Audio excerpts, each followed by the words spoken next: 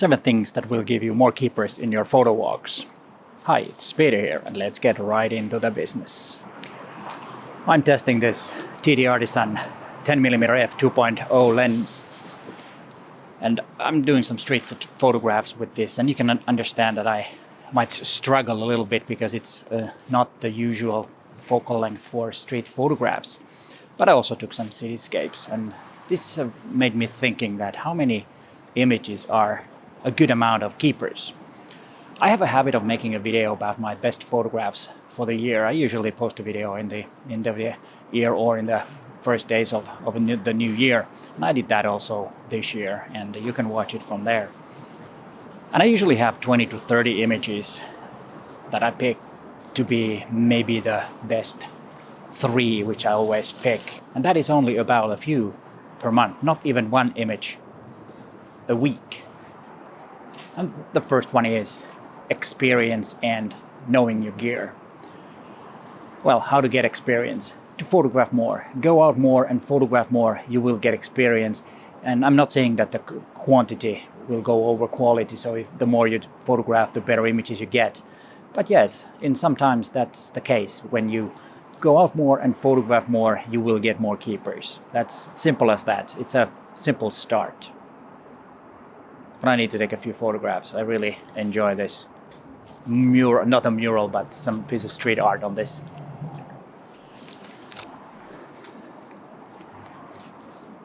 And the second one is the environment and the weather. Of course, picking the right moment for your photographs, the style you like, the way you're going to photograph will affect if you pick the right circumstances, the right environment, the right weather, and all that.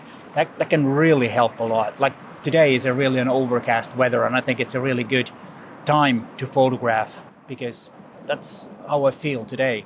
And I think that's one thing that I might get some good images, but I don't know if that's going to work. But yeah, pick the right moment to photograph will help a lot. And now we have the metro going there again. No worries. It's gone. There's going to be another one in a few minutes. But yeah, look for the weather and look for the time of day which is best. Usually if you want good light in your images, golden hours, waking up early and going to a photo walk early in the morning. It doesn't matter where you go, into the woods or doing landscapes or whatever the reason you're doing the photo walk. But picking the right moment is a key.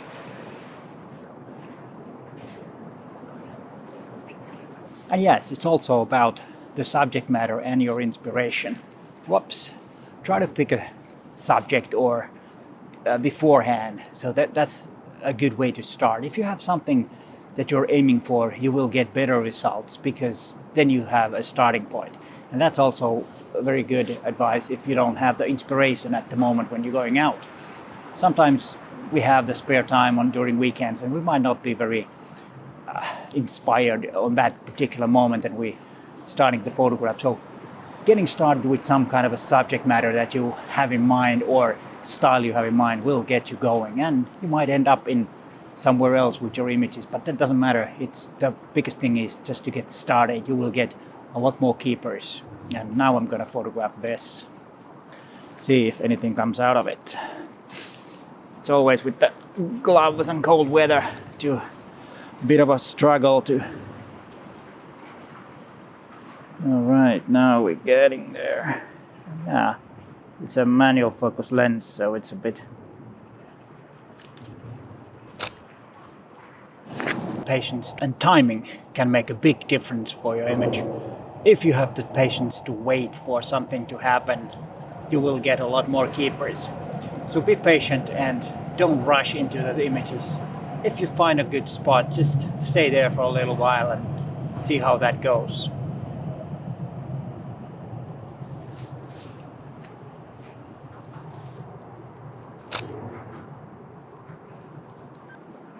And preparation and research. Before you go out to a photo walk, getting more keepers is a good thing, and you can get those if you prepare for your photo shoot or photo walk beforehand. Research the area, research the place where you're going will help a lot, so you know what there is. That's what I always do when I go, for example, abroad. I use Google Street View to check out the place, and so I've gotten some kind of an idea of what's there, and that will increase my keepers when I kind of prepared and I have a slight idea what there is. And then one important thing is to learn from your previous photo walks and look at the images before you go to your next photo walk and see what you can do better. What are the things that you liked on your previous photo walk? What are the images you liked? And try to remember how you made them and why they were so good. So try to learn from your previous experiences. And now I need to take a look what I have here. Whoops, sorry about the camera hassle. Yes, there are some nice tags, and this is, well, not very well made tags, but there's one over here that I was looking earlier, and I think it's behind this one here. Let's see if it was here. Yeah, this one looks pretty good. There isn't really anything that I could add to the image except the surroundings, but let's see if I can get an image of that. I have to try that.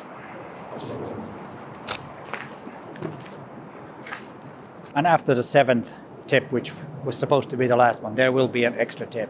7th thing or tip is, it depends on your personal standards, what type of images you like, how good you are, and what is your definition of a good image or a keeper. That's also a part of the whole equation, and we all have different standards, we all have different levels of skills, and that's something that we have to remember, that a keeper for me might not be a keeper for you, or your keeper might not be a keeper for me. And that's always because it's a personal thing, and I've many times say that be yourself when you're photographing, and on this one too. Try to be yourself and think what you want to be and what you think is good, and not listen to others that much. Of course, getting feedback is a good thing, but still it's not something that you have to always listen, and pick your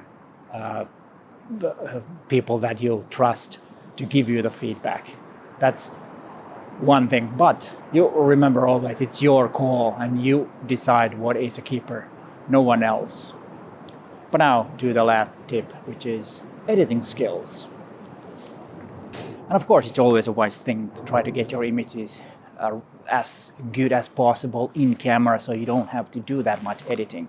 But editing can be a good part of getting the image that you want. Sometimes there are some bright parts of the image that you might get a little lower, you might add some contrast, you might convert the image to black and white and all. Try to play around with and learn the editing skills, because that will make you a better photographer if you know the editing skills. It's like the old days when people used the dark rooms, and you made the image in the dark room, and now you can make the image in the Lightroom, in Lightroom.